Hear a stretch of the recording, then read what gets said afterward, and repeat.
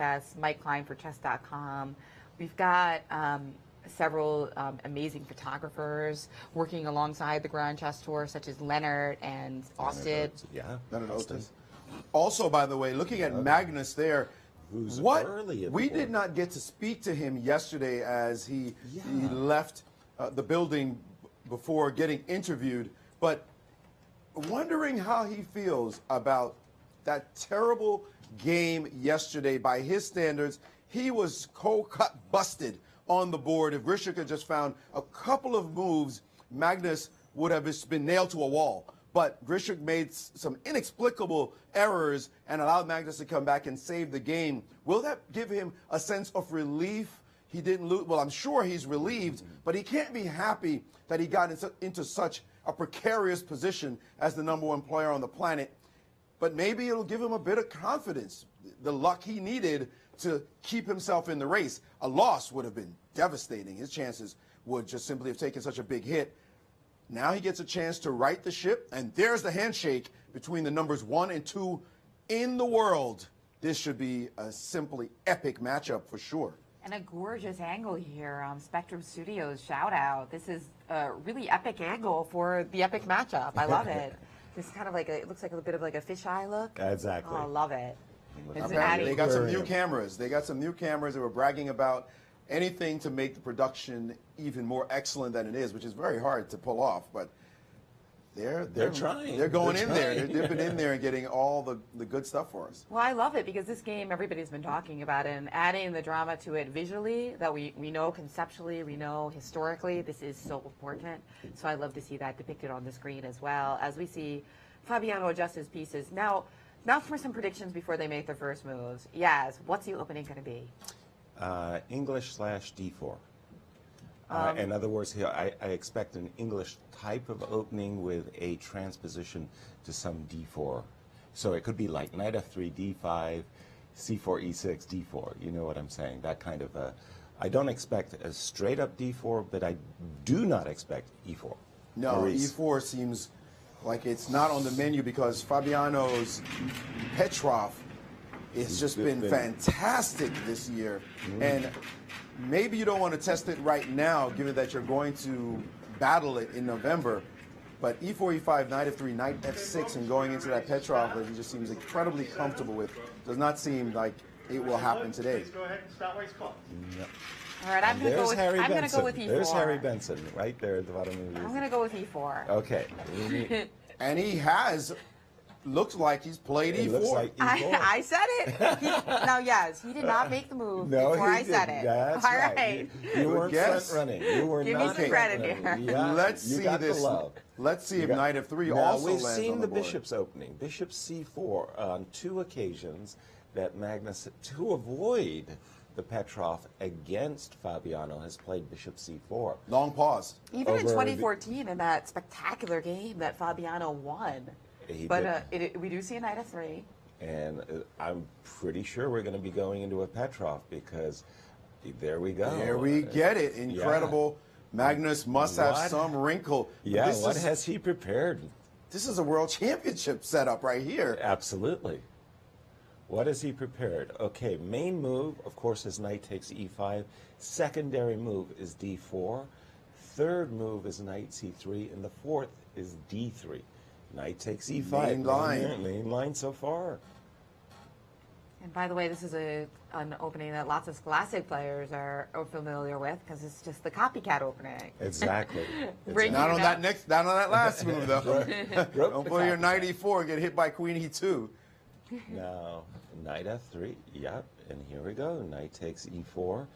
Now, after the move knight takes e4, in my day, everybody, I mean just everybody played d4. Today, knight c3 has become a very popular treatment of the Petrov, but again, d4 was the d4 was the old main line. Knight c3, the idea is quick development. You get to take with the d pawn, you get your bishop out, your queen also can be developed quickly in that way, and sometimes you can even castle queenside as a result because of that quick development. And there we have it. Knight c3. It's in all balancing the position. The thing about the Petrov is in some lines it's very balanced and symmetrical. This creates an imbalance from the get-go. Yes, it does. And the theory is developing by leaps and bounds. Knight takes the c3, captured. And so why as, I mean, beginners are taught capture towards the center. Yes. Capturing, I mentioned a little bit about the open lines, but B takes C3, is that a move that you would consider? I definitely would consider it, just for that very strategic reasoning, what you just said. We're all taught, and for very, very good reasons, capture towards the center and control these central squares. Oops, I'm just clicking all the central squares that I can. So B2 takes C3, but the reason for D2 takes C3 is just what you mentioned. You want to get your pieces out as quickly as possible. Bishop E3, Queen D2, and castles long. We've just been seeing the game between MVL and Fabi from an earlier round, where in the confession, MVL said he got as much as he could have hoped for, and Fabi after the game also said that he experienced some uncomfortable moments, but he solved all of his problems as well, did Fabi. And there we have it, Bishop E3. Well, as the players race to what we know is all prepared. Knight prepared. C6 immediately played by Fabi. Just going to take a quick look around. Aronian Wesley, that's a Queen's Gambit declined, with the Catalan. And look at this. Joke piano. Joke piano by Frequent customer. Bouchier. All And right. this looks like the most exciting opening of the day. Ooh, this looks like an Sicilian. H, and look at that, Shaq playing a Najdorf and an H3. As just an experimental move, but look at what it has done to Fabiano Caruana, who is absolutely prepared for all the main lines in this opening, especially Queen to D2. He's got to wonder, what is the point of this particular way of developing? As this bishop can be challenged later with the bishop E6, it can also be challenged eventually with a D5 with tempo. And Magnus has placed it on the board. This is Magnus's salvo in the Petrov. There's the wrinkle, and we have it. The gauntlet has been thrown down. What is Fabiano going to do, and how long is he going to think about this position? Well, if you come to a game as important as this one, Maurice, you're going to have butterflies in the tummy. After the move Bishop C4 is played, the butterflies have disappeared. Now you're at the work. Now you're in your workshop. Now let's take us through the examples where Bishop C4 has been played.